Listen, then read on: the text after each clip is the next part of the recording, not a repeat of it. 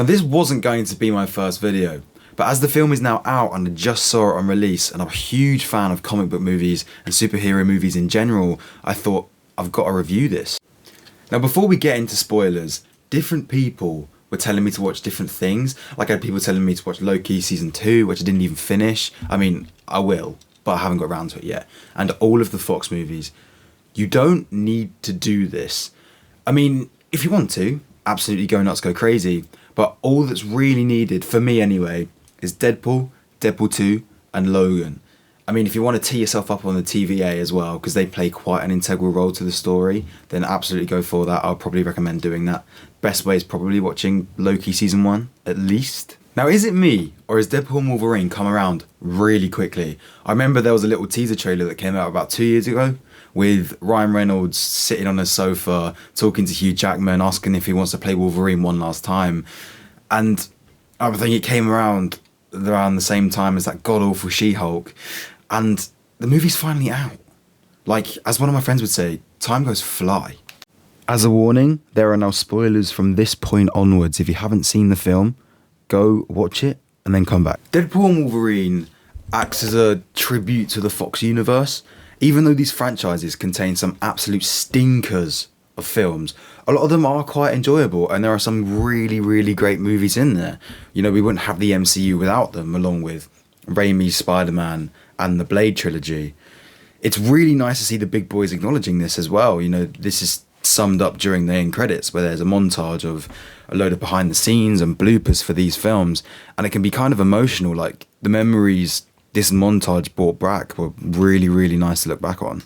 Now, I only saw one trailer, and that was the first one that played before every other film in the cinema, so I kind of had no choice. And I'm a fan that wants to be surprised by everything. You know, I want to know nothing about the film, and I think the first trailer did that really well. You know, one thing we do see from the trailer is Wolverine in the suit, and it just felt right. As Deadpool said, we've waited over 20 years for this. Well, I haven't, because I'm 21, but I've waited long enough. And seeing it on screen, and when the mask goes down as well, it was, in the words of Graham Norton, nerdgasming. But now if I look back at other trailers and the minute-long teasers, I've looked at them after I've seen the film, we see Lady Deadpool, we see Dogpool, we see a Wolverine v Sabretooth fight, we see Laura. I mean, I could have guessed they were in the film, but like, I don't know. This is a criticism I have with all comic book movies, not just Deadpool and Wolverine. It just really, really bugs me, because the last trailer and the last teasers that are a minute long came out like a week or 10 days before the movie's released. Like, we can wait this long to find this stuff out. On that, this film is full of cameos that I think were pulled off really well. You know, they didn't feel rushed or wasted like in Multiverse of Madness.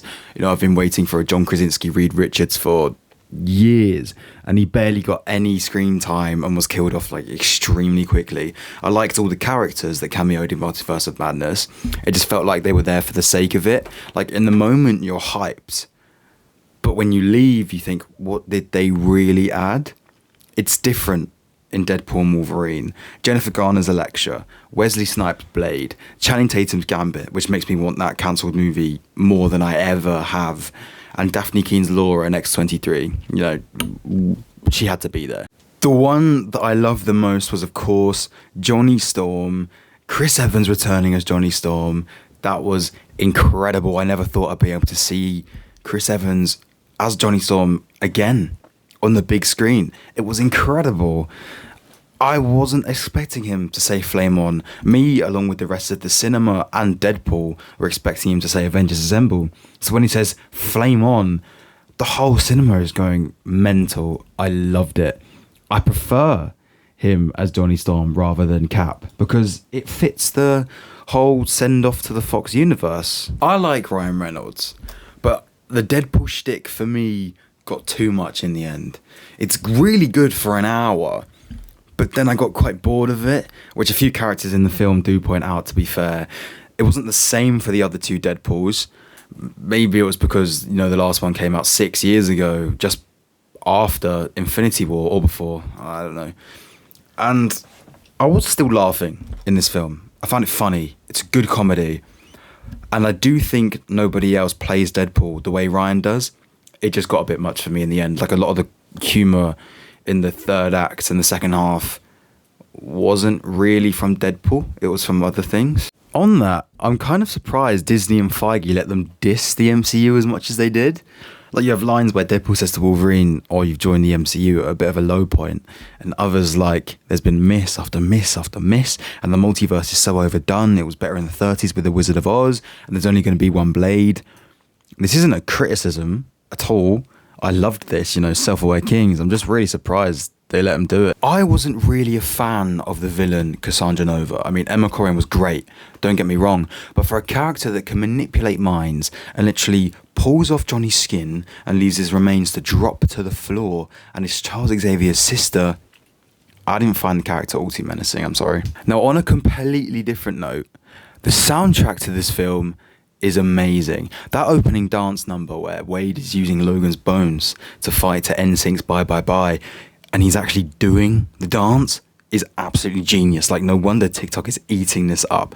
Iris by the Goo Goo Dolls, Hellbell's AC/DC, You're the One That I Want, Grease, and those are the ones I can just remember off the top of my head. There's loads more, are just absolutely amazing songs to choose. I don't know how they do it.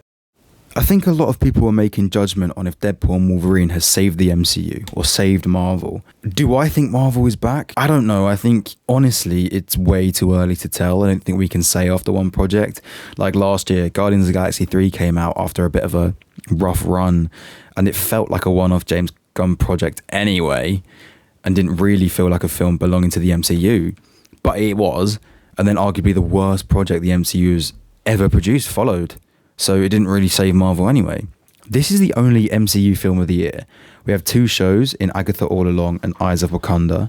And in 2025, we have 3 films. We have Captain America: A Brave New World, The Thunderbolts, and Fantastic Four. And then in 2026, we have Blade. And in 2025, we have another 3 TV shows: The Animated Spider-Man Project, Daredevil Born Again, and Ironheart. One thing the MCU took pride in was consistency. Projects were consistently good, and we don't have that right now. I think we should be asking, can Deadpool and Wolverine kick off the consistency? And I think it absolutely can.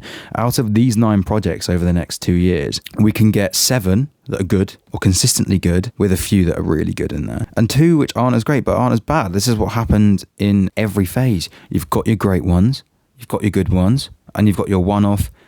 It's not that great, but it's not that bad either, That's what this phase and this saga needs. So what is my overall opinion? I do think this is the worst one in the trilogy. Deadpool 1 is miles the best. It's way better than the other 2. But I think the first 2 are better comedies. They have a lot more action. It's better action as well. And they're so much better narratively. Like, Deadpool and Wolverine's story is really quite weak. I think I did have a great time with it, though. I really enjoyed it. I was laughing all throughout. And I think it is really rewatchable. And the MCU really, really needed this film because it shattered records at the box office. And we're only, 6 days into its release, 5 days into its release. And just one thought real quick. This hasn't happened with Deadpool and Wolverine, but for the future of the MCU, mainly leading into the Secret War stuff in the next 2 years, they need to be really careful with the cameos. Because some films, if you take away the nostalgia-driven cameos, this is including the MCU as well, take away the nostalgia-driven cameos, take away the Easter eggs, are these films actually that good? You're really, really hyped in the moment, you're seeing what you want to see, you're overwhelmed with everything, you leave the cinema and you think, as a movie, was that actually that good? Or was I just happy to see John Krasinski, for example? It's just something to think about with these Marvel films.